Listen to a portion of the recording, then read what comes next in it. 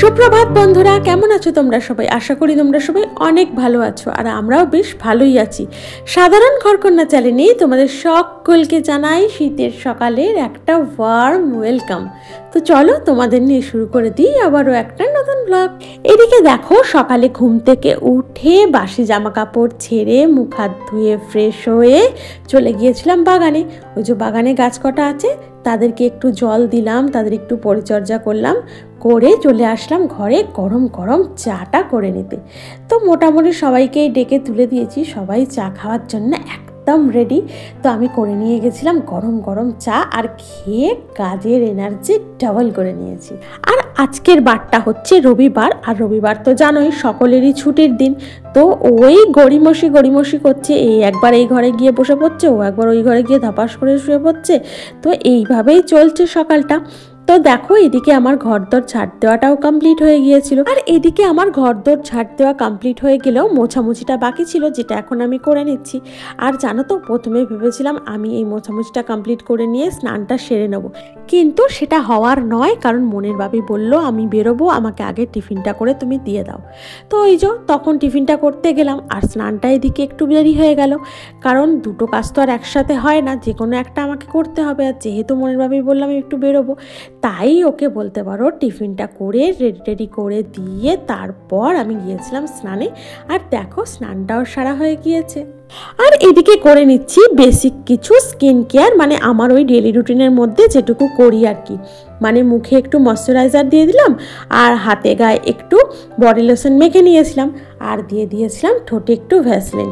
মানে এখন তো শীত পড়ছে, আর ঠোঁটটাও বেশ ভালো ফাটছে। আর জানো তো, আমার না পা ফাটাটা দেখছি আবার অল্প অল্প করে হচ্ছে। যদিও মোজা পরে থাকছি, কিন্তু তার সত্ত্বেও না, আসলে কি বলতো, সকালের দিকটা তো আর মোজা পরি না, মানে খালি পায়েতেই সমস্ত মেঝেটা ঘুরে বেড়াই আর কাজকর্ম করতে হয়। তো সেই কারণে হয়তো বা ওই কারণেই ফাটছে। তো এদিকে আমার স্নানটা হয়ে গিয়েছিল। জানো তো, আজকে বেশ কিছু কাচাকাচি করেছিলাম, তাই ওগুলো নিয়ে চলে এসেছিলাম ছাদে মেলে দিতে। ছাদে তো জামা কাপড় মেলতে এসেছি ঠিকই, কিন্তু দেখো একটুও রোদ নেই, মানে রোদের না কোনো জোরই নেই, জানো তো। ওই দিকটা একটু সামান্য রোদ আছে, কিন্তু দেখছি এদিকের কোনো রোদ নেই। মানে এই হয় শীতকালের, মানে সকালবেলাটা যেদিনকে রোদ উঠবে বেশ একটু ভালো উঠবে, আর যেদিনকে রোদ উঠবে না তো একদম ভালোভাবে উঠতেই চায় না। যাই হোক, এগুলো সমস্ত কিছুই হচ্ছে প্রকৃতির খেলা, আর আমরা তো প্রকৃতির বাইরে গিয়ে কিছুই করতে পারি না। সুতরাং যেভাবে প্রকৃতি চলছে আমাদেরও ঠিক সেইভাবেই চলতে হবে। তো দেখো, এদিকে আমার পুজোটাও মোটামুটি কমপ্লিট হয়ে গেছে আজকের। কি জানো তো, আমাদের না সব সময় সমস্ত কিছু অ্যাকসেপ্ট করতে শিখতে হবে, যে কোনো পরিস্থিতিকে গ্রহণ করতে জানতে হবে। আমরা যেমন অনেক সময় বলে থাকি যে দূর, আমাদের শীতকাল ভালো লাগে না, তাই বলে কি শীতকাল আসবে না? তাই বলে কি শীতকাল চলে যাবে? তা তো নয়, শীতকাল আসবে আবার চলেও যাবে, সে তার নিজের নিয়মে, প্রকৃতির নিয়মে। কিন্তু আমার ভালো লাগে না বলে যে শীতকাল আসবে না বা শীত পড়বে না, এটা তো আর হয় না। তাই যখন আমাদের শীত করবে তখন হয়তো আমরা একটু চাদর গায়ে দিয়ে নিলাম, বা একটা হয়তো মোটা সোয়েটার পরে নিলাম, কিন্তু প্রকৃতি তার নিয়মে চলবেই। এই ধরো, আমরা যদি বলি আমাদের গরম লাগছে, আমাদের গরমকাল ভালো লাগে না, তাই বলে তো গরমকাল আসবে না সেটাও হয় না। আমরা এসি চালিয়ে নেবো, পাখা চালিয়ে নেবো। আমাদের যদি বৃষ্টিকাল ভালো না লাগে, বর্ষাকাল, তখন আমরা কি করব? তখন আমরা ছাতা নিয়ে নেবো।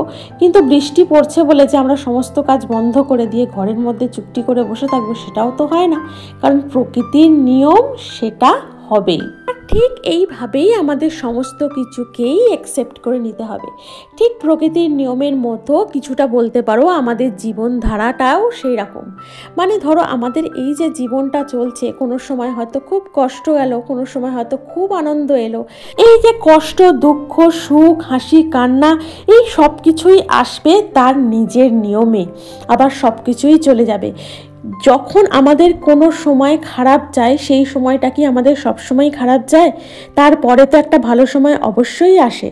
তো সেইভাবেই আমাদের সমস্ত কিছু গ্রহণ করতে হবে, আমাদের সমস্ত কিছু অ্যাকসেপ্ট করে নিতে হবে। আর এদিকে দেখো, তোমাদের সাথে গল্প করতে করতে আমার রান্নাটাও বেশ কিছুটা এগিয়ে গেছে। মানে করে নিয়েছিলাম ডাল, একটু বেগুন ভাজা, আর জানো তো আগের দিনের একটু শাক চচ্চড়ি ছিল, সেটাকেও গরম করে নিয়েছিলাম, আর করে নিয়েছিলাম পাবদা মাছের ঝাল। আর জানো তো, মেয়ে তো পাবদা মাছ খায় না, তাই মেয়ের জন্য করে নিয়েছিলাম এই 5-6টা মাছ, চিংড়ি মাছের, মানে একটুখানি চিংড়ি মাছের কারি। আর দেখো এই ছিল আজকে আমাদের দুপুরের লাঞ্চ। তো দুপুরের লাঞ্চ টাঞ্চ ছাড়ার পর সামান্য একটু রেস্ট নিতে পেরেছি, কারণ কি বলো তো, এখন তো প্রার্থনার টাইমটা অনেকটাই এগিয়ে গেছে। তো তোমাদের সাথে দেখা হচ্ছে আবার প্রার্থনার ঠিক কিছুটা আগের মুহূর্তে। আর এদিকে দেখেছো মাঠে কত ছেলে মেয়ে চলে এসেছে খেলতে, আর সামনেই জানো তো বিরাট বড় একটা মাঠে খেলার প্রোগ্রামও আছে। আর এদিকে দেখো ধূপ দীপ আর শঙ্খ বাজিয়ে বসে যাব আমার দয়ালের প্রার্থনায়। আর জানো তো, যে কথাটাই ছিলাম, অনেক মানুষ আছেন যারা নিজের দুঃখ কষ্টের সময় কিন্তু ঈশ্বর বা ভগবানের সাথ ছেড়ে দেন। তারা কি বলতো, ওই যে জীবনে তখন কষ্ট চলছে, তখন তার জন্য না ঈশ্বরকেই দোষারোপ করতে শুরু করেন। ভেবে দেখো তো, আমরা বলি আমরা ঈশ্বরের ভক্ত, এই কেমন ভক্ত? আমরা যখন আমাদের সময় যখন ভালো যায় তখন থালা থালা ভরে আমরা ঈশ্বরকে ভোগ দিই, মানে ভগবানকে ভোগ দিই, তাকে ভক্তি ভরে ডাকি, আরাধনা করি। আর যখনই আমাদের একটু কষ্ট আসে জীবনে, তখনই আমরা ভগবানকে দোষারোপ করি। তার দিকে হয়তো অনেক সময় আমরা ফিরেও তাকাই না। এই যে ধরো আমাদের সময় যখন ভালো যায় তখন আমরা তাকে কত সেবা দিই, কিন্তু যখন আমাদের দিন খারাপ যায় তখন কি আর তাকে সেভাবে সেবা দিতে পারি? সে মনটাই আমাদের আর তখন আসে না। যখন আমার সময় ভালো চলছে তখন আমি ঈশ্বরকে, ভগবানকে থালা থালা ভর্তি করে ভোগ দিচ্ছি, ডাকছি, সেটা কিন্তু বড় কথা নয়। বড় কথা হচ্ছে যখন আমার খারাপ সময় চলছে তখনও কি আমি সেইভাবেই থালা ভর্তি করে ভোগ দিচ্ছি, ঈশ্বরকে ডাকছি? সেটাই হচ্ছে আসল ভক্তের পরিচয়। তখনই আমাদের ঈশ্বরকে আরো বেশি করে ডাকতে হবে আর ছেড়ে দিতে হবে সমস্ত কিছু ঈশ্বরের ওপর, এটাই ভেবে যে তিনি আমার জন্য হয়তো ভালো কিছু নিশ্চয়ই তুলে রেখেছেন। আজকে সন্ধ্যায় মা, মেয়ে আর ভাগ্নি বেরিয়েছিল একটু ফুচকা খেতে, আর নিয়ে চলে এসেছিল আমার জন্য একটু আলু কাবলি, যেটা দিয়ে আজকে টিফিন সেরে নিয়েছিলাম। আর আজকে করে নেবো একটু গরম গরম ঘুগনি আর লুচি, জানো তো। আর মনের বাপে যেহেতু লুচি খাবে না, তাই তার জন্য করে নিচ্ছি একটু রুটি। জানো তো, ঠিক আমরা যেমন আমাদের দুঃসময়, আমাদের খারাপ সময় আমাদের বন্ধু বা পরিজনকে বুঝতে পারি, যে আমাদের দুঃখের সময় আমাদের সাথে থাকে, আমাদের পাশে থাকে, আমাদের ভরসা যোগায়, আমাদের সাহস যোগায়, তাদেরকেই আমরা বুঝতে পারি অসময়ে, এবং তাদেরকেই আমরা ভাবি আমাদের পরিজন, আপনজন, নিজের লোক, কাছের লোক। ঠিক তেমনই আমাদের কিন্তু ঈশ্বরও বুঝতে পারে যে কে আমার আসল ভক্ত আর কে ভক্ত নয়। জানো তো, আমি না কোনো এক বইয়ে পড়েছিলাম যে ঈশ্বর আমাদের বলছেন, তুমি করো সেটাই যেটা তুমি চাও, কিন্তু হয় সেটা যেটা আমি চাই। আর তাহলে তুমি সেটাই করো যেটা আমি চাই, আর দেখো যেটা হবে সেটা তুমি চাও। তো এইভাবেই ঈশ্বর আমাদের বুঝিয়ে দেন যে তার উপর বিশ্বাস ভরসা রেখে তার বলে দেওয়া রাস্তায় যদি আমরা তাকে অনুসরণ করে চলতে পারি, তো অবশ্যই আমরা যেটা চাই সেটা হতে বাধ্য।